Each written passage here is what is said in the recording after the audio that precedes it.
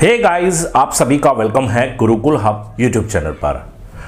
आज की ये वीडियो उन सभी स्टूडेंट्स के लिए बहुत ज़्यादा ज़रूरी है जो 28 दिसंबर से शुरू होने वाले आरआरबी एनटीपीसी एग्ज़ाम की तैयारी कर रहे हैं, क्योंकि यहाँ पर आज की इस वीडियो में मैं आपके सामने शेयर करने वाला हूँ 3 ऐसी गलतियों के बारे में जो स्टूडेंट एग्ज़ाम की तैयारी करते वक्त कर देते हैं। 95% या कहूँ उससे ज़्यादा बच्चे सेम गलती दोहराते हैं और नतीजा ये रहता है कि अंततः असफलता हाथ लगती है। तो आज की इस वीडियो में मैं इन 3 गलतियों के बारे में बताऊंगा। अगर समय रहते आप इन 3 गलतियों को सुधार लेंगे तो डेफिनेटली आप एग्जाम को क्रैक कर पाएंगे। आरआरबी एनटीपीसी के थ्रू आप सरकारी नौकरी का जो सपना आपने देखा हुआ है उसको डेफिनेटली पूरा कर पाएंगे। इस वीडियो को लास्ट तक देखना, एक एक बात को क्लियरली समझना और जो मैं यहां पर बताने जा रहा हूं तीनों गलतियों को सुधारना और डेफिनेटली उन पर काम करना, रिजल्ट बेहतर रहेगा।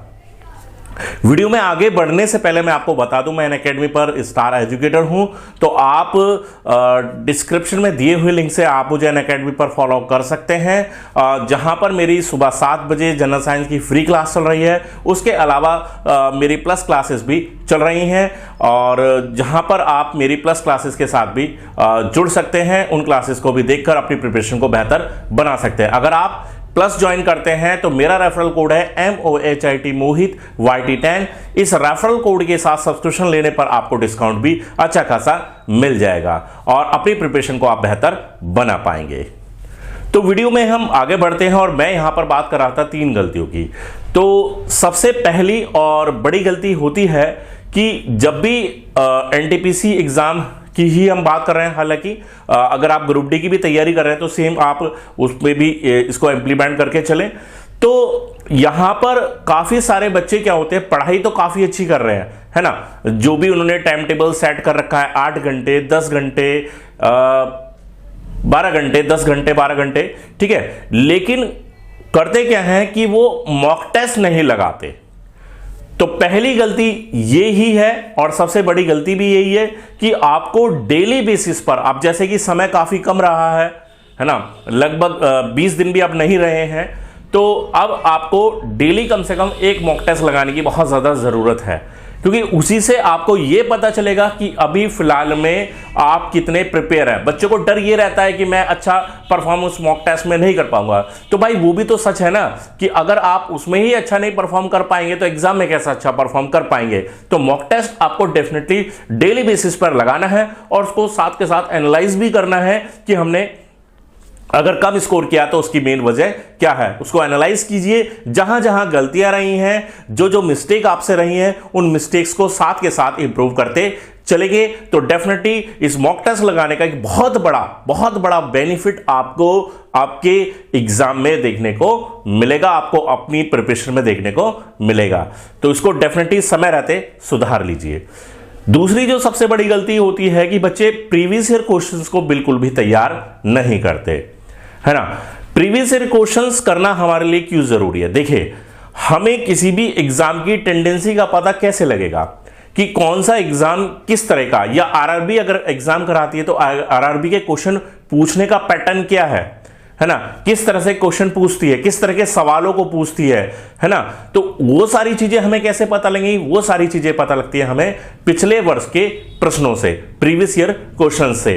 अब ये नहीं कि आपको केवल एनटीपीसी के ही क्वेश्चंस करने हैं, क्योंकि एनटीपीसी अभी केवल 2 बार हुआ है, एक 2013 में हुआ, फिर 2016 में हुआ।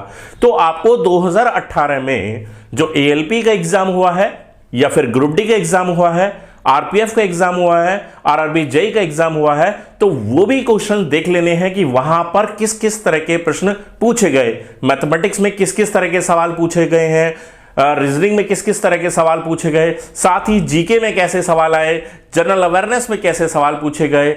ये सारी चीजें आपको ध्यान में रख के चलनी है ना।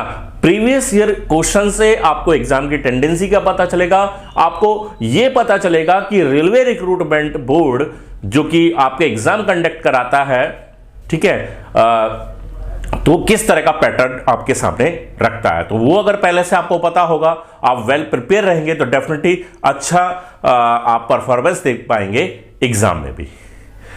तीसरी जो गलती कर देते हैं बच्चे, वो सबसे बड़ी गलती ये है कि, और मैं कहूंगा इन तीनों गलतियों में सबसे बड़ी गलती भी यही मान के चलेंगे हम, क्योंकि सारी गलतियों का निचोड़ इस मेन 3rd नंबर की गलती में निकल कर आता है। वो है कि सही से रिवीजन ना करना, है ना। होता क्या है कि आप मान लीजिए कोई बुक भी पढ़ने बैठ गए तो आप डे बाय डे उसको पढ़ते जा रहे हैं। मान लीजिए मैं एक लुसेंट की बुक की ही बात करूं, लुसेंट में आपने फर्स्ट टॉपिक से पढ़ना शुरू किया, है ना, उसको पढ़ते जा रहे हैं, ठीक है, लेकिन हो क्या रहा है, उसको रिवाइज नहीं कर रहे। अगर रिवाइज नहीं करेंगे तो होगा क्या, 1 दिन बाद, 2 दिन बाद, 5 दिन बाद आप पीछे जो भी आपने तैयार किया है वो सब भूल जाएंगे। तो आपका रिवीजन होना बहुत ज्यादा जरूरी है। बच्चे क्या सोचते हैं, अरे ये तो मैंने पढ़ लिया, ये तो मैं कर चुका हूं, है ना, अब इसमें मुझे पढ़ने की क्या जरूरत। तो ऐसा गलती कभी ना करें। मैथमेटिक्स में बहुत ज्यादा बच्चे ये गलतियां करते हैं। कुछ ऐसे टॉपिक्स होते हैं जिनको नेग्लेक्ट करके चल देते हैं। मान लीजिए आसान टॉपिक है, परसेंटेज ही है, प्रॉफिट एंड लॉस है, ठीक है, टाइम एंड डिस्टेंस का टॉपिक है, तो आपको ये नहीं कि उसको आपने रिवाइज नहीं करना है, कम रिवाइज कर लीजिए। कहने का मतलब यह है कि उसको ज्यादा समय मत दीजिए।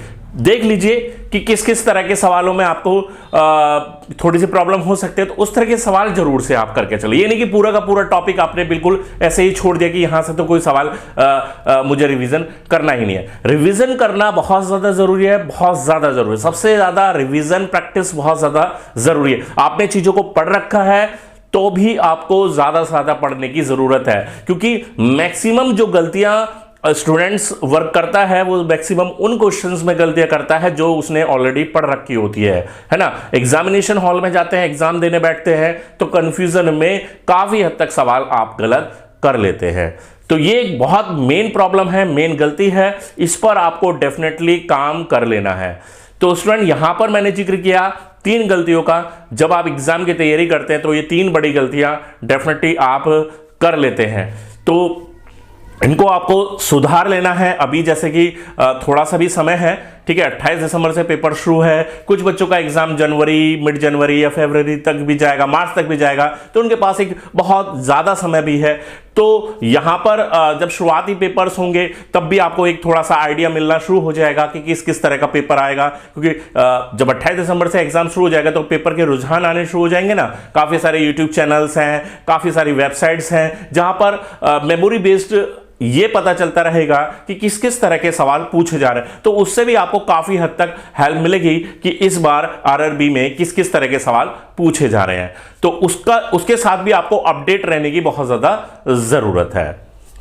तो यहां मैंने जिक्र किया इन 3 गलतियों के बारे में। अगर इनको आप ठीक कर लेते हैं, इन पर काम कर लेते हैं, तो डेफिनेटली आप RRB, NTPC, CBT first exam को क्रैक कर लेंगे। और आने वाले एग्जाम्स में भी अगर सीबीटी 2 है और आगे की प्रक्रिया में भी डेफिनेटली इन चीजों को फॉलो करेंगे तो डेफिनेटली आप आरआरबी, एनटीपीसी के थ्रू एक सरकारी नौकरी लेने में सफल भी होंगे। तो इसी तरह की वीडियोस के लिए आप हमारे साथ जुड़े रहें, हमारे चैनल को सब्सक्राइब करके रखें, बेल आइकन को ऑल ऑप्शन के साथ प्रेस करके रखें ताकि नोटिफिकेशन टाइम से मिलते रहें। वीडियो पसंद आ गई हो वीडियो को लाइक जरूर से कर देना, शेयर कर देना दोस्तों के साथ, ताकि वो भी अपनी प्रिपरेशन को बेहतर बनाकर जो भी कमियां हैं अपनी प्रिपरेशन में उन कमियों को खत्म करके एक बेहतर रिजल्ट की तरफ आगे बढ़ सके। तो चलिए स्टूडेंट्स, मिलते हैं नेक्स्ट वीडियो के साथ, तब तक गुड बाय, थैंक यू।